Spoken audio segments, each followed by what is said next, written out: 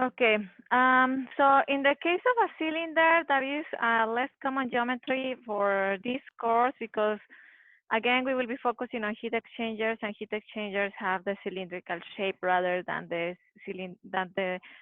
spherical one. So what we have to do in our heat transfer rate equation, um, so we just have to change the area, right? The geometry. So in this case, the area of the sphere is going to be 4 pi r squared. So in that case, we will have heat transfer rate is going to be delta T by the resistance imposed by the spherical layer. And if we have, just imagine a balloon, right? For example, we will have one conductive resistance due to the layer by the spherical layer, and two convective because we will fill in the balloon with one fluid and another fluid will be surrounding the balloon, right? So we will have for a spherical layer an equation like this one I have here in pink color, right? For where we want to evaluate a spherical layer. Again, what is the only change? We are changing to spherical geometry, right? Just the area is going to change. So have that equation handy. Again, we will be focusing more in this course in cylinders rather than in spheres because of the shape of the heat exchangers, right? I would like to focus now in a concept that is going to become very important when we reach heat exchangers. However, I would like to revise it now because it is related to the resistances that we are evaluating, the conductive and the convective resistances. And that term is the overall heat transfer coefficient. This is a very, very important design parameter in heat exchangers, okay? And it's nothing more than putting together all our resistances in one term that we name the overall heat transfer coefficient, okay? So at this point then, let's look very closely at what we have called resistances. And imagine we have this plane wall right here, right? And our plane wall is surrounded by fluid A and fluid B, right? And each fluid is at a different temperature. Fluid A is at T1. The wall here that is touching that fluid A is at T2.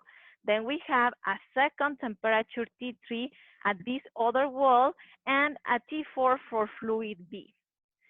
So obviously we will have a thermal resistance imposed due to the heat transfer through the wall. And that is what we call conductive resistance, right? Up to now.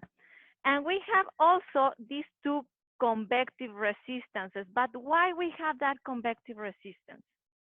Well, because we have a fluid at a certain temperature, right, touching a wall at a different temperature, meaning that we have a gradient of temperature or driving force for heat transfer to occur.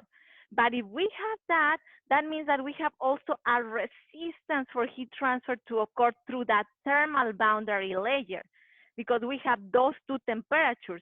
So obviously a thermal boundary layer is going to develop between those two, okay?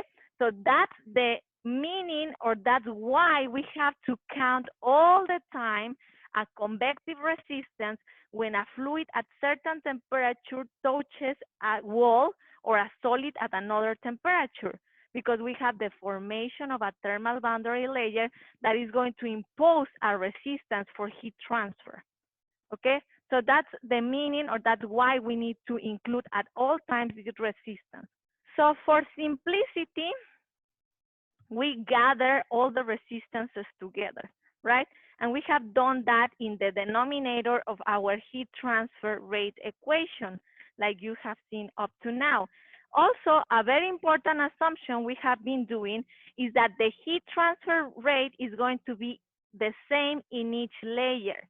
Why? Because we are under steady state conduction. So we can make the heat transfer rate by convection equals the heat transfer rate by conduction equals the heat transfer rate by convection in the wall I showed you in the previous slide. Then we can put all the resistances in the denominator. That is what we have been doing up to now, right? And we can factor this area because we are talking about a wall. For a cylinder, that's not the case. We cannot factor the area. But in this case, we can factor the area and then rewrite our heat transfer rate equation in a form analogous to Newton's cooling law. So heat transfer rate is going to be the overall heat transfer coefficient where all the resistances are put together times the area for heat transfer times the delta T. That is our driving force for heat transfer, right? Hot minus cold at all times. So here U, or the overall heat transfer coefficient, is 1 over the sum of all the resistances, conductive and convective. Okay? And it's a very, very useful parameter to combine all the resistances imposed, right, by the presence of a wall, by the presence of a solid fluid interface. And it's a very important parameter for thermal design of heat exchangers. And actually, when we reach the heat exchangers design, we will find tables of overall heat transfer coefficient for common equipments, okay? So you will know then that this overall heat transfer coefficient is enclosing all the resistances, all the thermal resistances for that particular application or heat exchanger. Okay, so we will be using those tables at that point.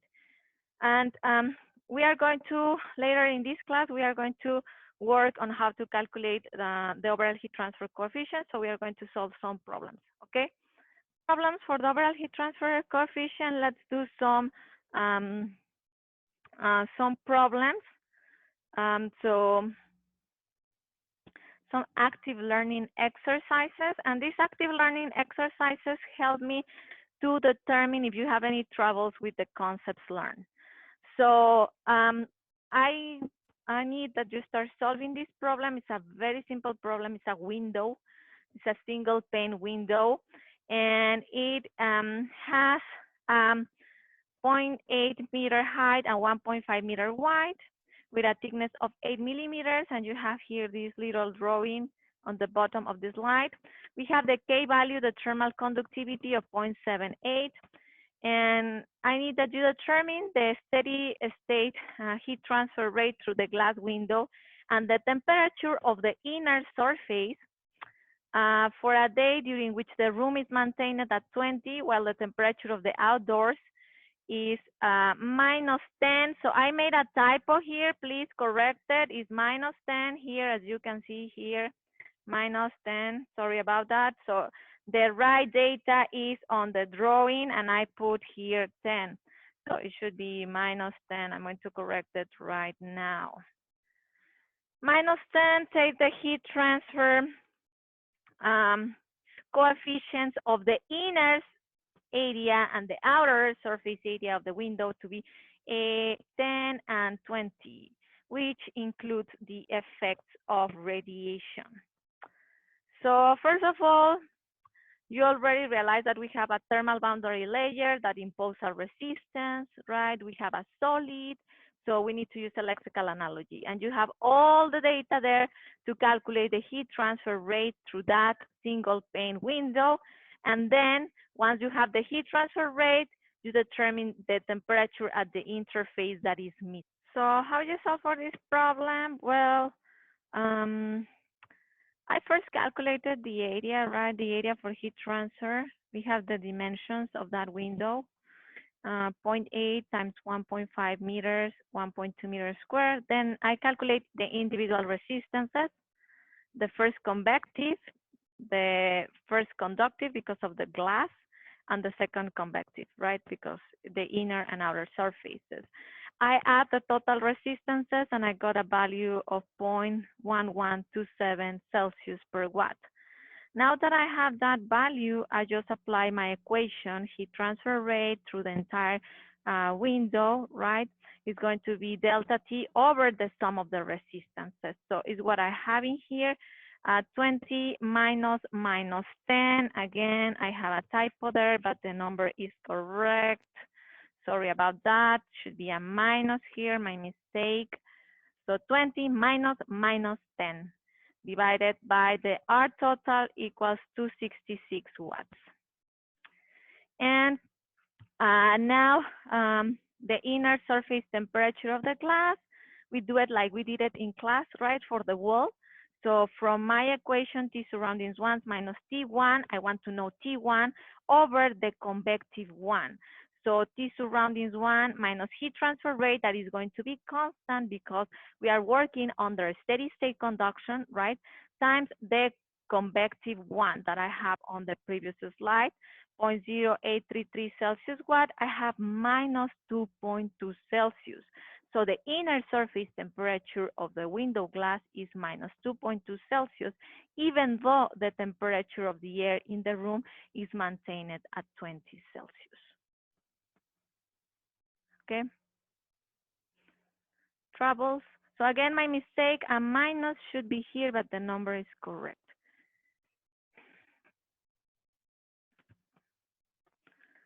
Trouble? So let's complicate a little bit more this problem and let's add a double pane to the same window. And let's see how that changes. So it's the same window from the previous problem, same dimensions, 0.8 meters times 1.5 meters, but now we have a double pane consisting of two 4 millimeter thickness layers of glass. We have the K value of the glass separated by a 10 millimeter wide stagnant air space with a K value of 0.026 watt-meter Celsius. Determine the steady rate of heat transfer through this double pane window and the temperature of its inner surface for a day in which the room is maintained at 20, while the temperatures of the outdoors is minus 10. So the same day, just double pane window. Take the convection heat transfer coefficient for the inner and outer surfaces to be 10 and 40. That includes the effects of radiation. Something that I want to bring your attention to is, if you see, they are separated by 10 millimeter wide stagnant air space. And they are giving us for a stagnant air a K value. What does it mean? The stagnant air we evaluated as conduction or convection? As conduction, right? Because we don't have bulk motion. We said that conduction evaluates solids, right? Or fluids at rest or not bulk motion. So that stagnant air layer that we are going to have between the two pane windows is going to evaluate as another conductive resistance, even though it's air, a fluid, but it's not having bulk motion. It's a fluid at rest. So we are adding two additional layers to conduction resistance, the same area as previous problem. The R convective one is the same as previous problem. We don't need to calculate it. We have two glass resistances or conductive resistances.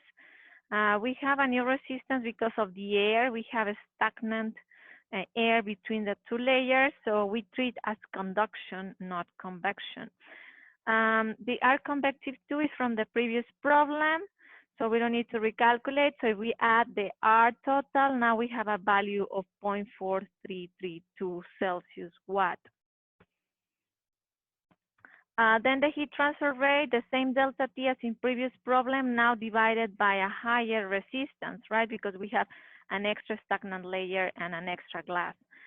So we have 62.2 watts versus 2.66 watts when we have only one glass pane. It's only 1/4 the new value. So as you can see, that's a drastic reduction of the heat transfer rate due to the large thermal resistance of the stagnant air layer in between the two glasses. And that explains why in very cold weather, we use double pane windows, right? Because we are increasing, right, the resistance, right, and reducing the heat transfer rate from the outside to the inside, right? Now the inner temperature of the window, we recalculated with our new heat transfer rate through the double pane, and we have 14.2, which is more higher than the minus 2.2 in the single pane problem. Again, showing the benefits of heat transfer when we use double pane, especially in cold climates. right? Troubles. So if you don't have any troubles, and if you have any troubles, just email me your questions. Solve these problems by yourself, as always.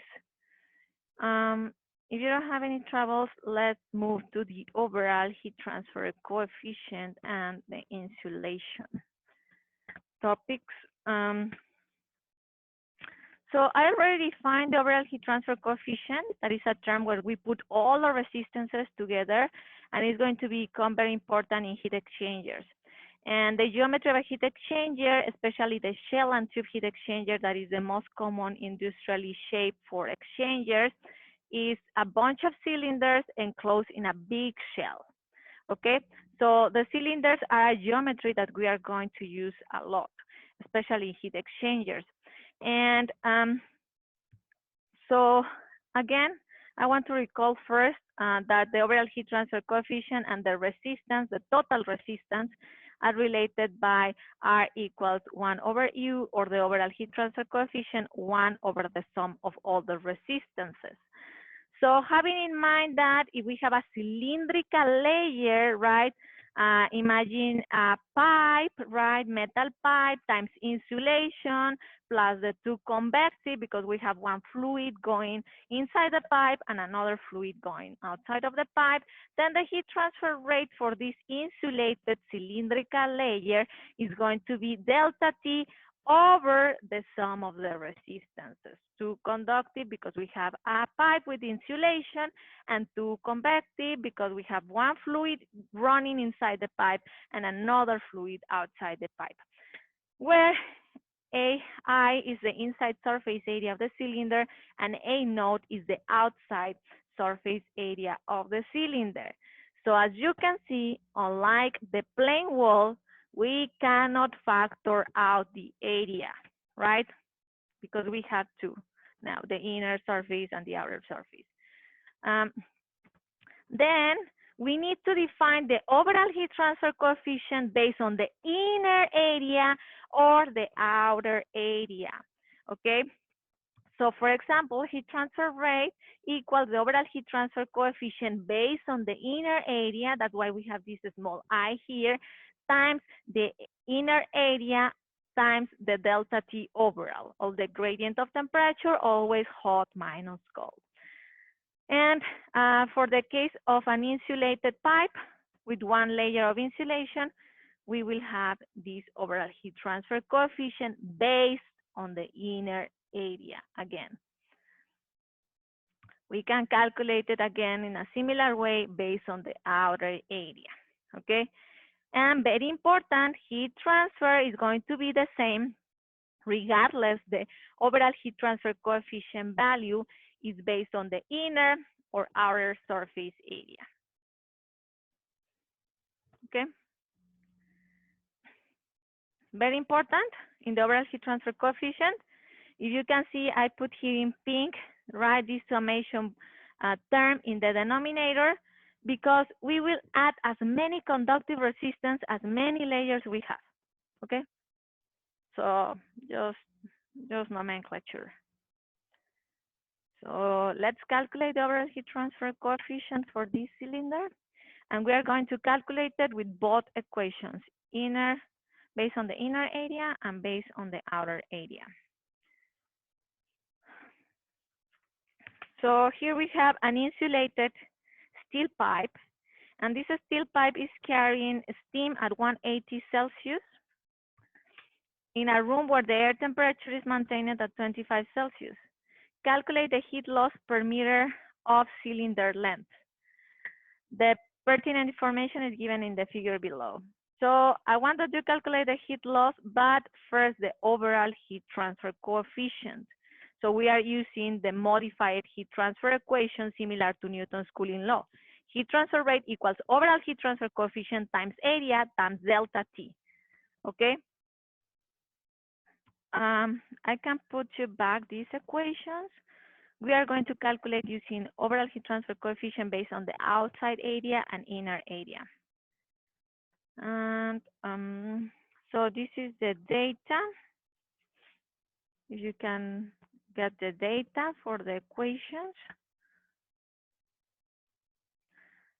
So we have the radius 1, the radius 2, and the radius 3, K1, K2, Ti, T surroundings, Hi, and H not given.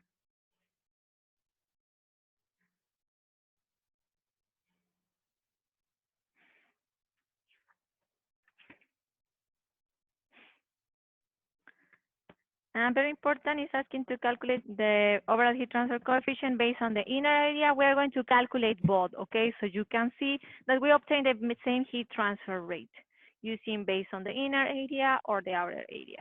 So I calculate first the areas all the time. I don't plug them all together. That's up to you. That's something is done in your textbook also and might help to reduce any typo or problem in calculation. So for 1 meter of cylinder length, the inside surface area of the steel pipe is 2 pi R1 times 1 meter because we were asked to do 1 meter length calculations. So this is my area 1.132 meters square. For 1 meter of cylinder length, the outside area of the insulation is 2 pi R3L. So R3 is 0.04, is defined in the previous slide. So I have an outside surface area of 0.251 meters square. So now choose which one you want to start first. I start first with the inside area as you did. So this is my equation for UI, or the overall heat transfer coefficient based on the inner area. So I got 2.99 watt meter square Kelvin. To find the heat transfer now with this per meter length, with this UI value, right? Heat transfer rate per 1 meter length, I just move the L from the area here, right, to the denominator is going to be 2 pi R1 overall heat transfer coefficient based on the inner area times delta T overall. So 2 pi, the area, 2 pi R1, sorry, the R1 that we have in the previous slide, times UI, the value that I calculate here for the overall heat transfer coefficient based on the inner area, delta T hot minus cold, 180 minus 25 Kelvin. That gives me 61.2 watts per meter length of the pipe. And if we do it with now, U naught, we need to get the same value for heat transfer. It doesn't matter. So if you want to proceed with that calculation, to double check, if you want to do it at home, it's fine. I have here the numbers for you. If you want to try it at home now, the overall heat transfer coefficient based on the outside area, I use the other equation I gave in previous slides. That is this one now, okay?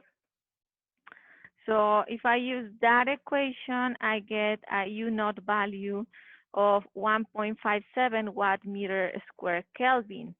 So now heat transfer rate per length is going to be 2 pi R3 because I'm using the outside area, right? Times the overall heat transfer coefficient based on the outside area that I got a value of 1.57 times delta T hot minus cold, 180 minus 25, give me the 61.2 watt meter, the same as the one in the previous slide. An insulator, we define that is going to have a low K value, a low thermal conductivity, right? We said that in the very beginning of this class. And in order to classify the performance of an insulator, we use the R value, okay? And the R value is delta T, the temperature difference across the insulation, divided by the heat flux. And it has units of Celsius meter square watt in international system and Fahrenheit hour feet square BTU in English system. And the higher the R value you obtain from this equation, the better the insulator, okay? We can express this R value also in terms of the thickness and the thermal conductivity if we rearrange this equation using Fourier's law. So we can alternatively calculate R value as the thickness divided by the K, the thermal conductivity. Again, higher the R value, the better the insulator. So let's apply that pretty simple equation to get R. So again, what is R? Thickness divided by thermal conductivity. And let's get the R value for this fiberglass wall. So we have the interior depth of a typical residential frame wall constructed from 2.2 times 4 stud is 3.5 inches. Find the R value for the 3.5 inch thick fiberglass bat. So how we calculate the R value? The thickness, right? We have 3.5 inch thickness divided by the K value. The K value, you need to go to your appendix 2, page 810 in your book and look that value for fiberglass. If you don't have your book handy, you will find that fiberglass has a value of K equals 0.035 watt meter Kelvin. If not, please go to your book. It's good that you locate the table because you will use it for home during solving homeworks and exam time. So I'm going to change the 3.5 inches to feet, right, just for be consistent with English units. From Appendix 2, page 810, in the crate, you will find fiberglass K value, okay? You will read 0.035 watt meter Kelvin or 0.0202 BTU hour feet Fahrenheit. Everyone was get the R value, pretty simple, right? The thickness in feet divided by the K, also in English units. So you get a value of 14.45 Rankine feet square hour BTU, which is approximately 50. So how we can say this value is high or is low for insulation?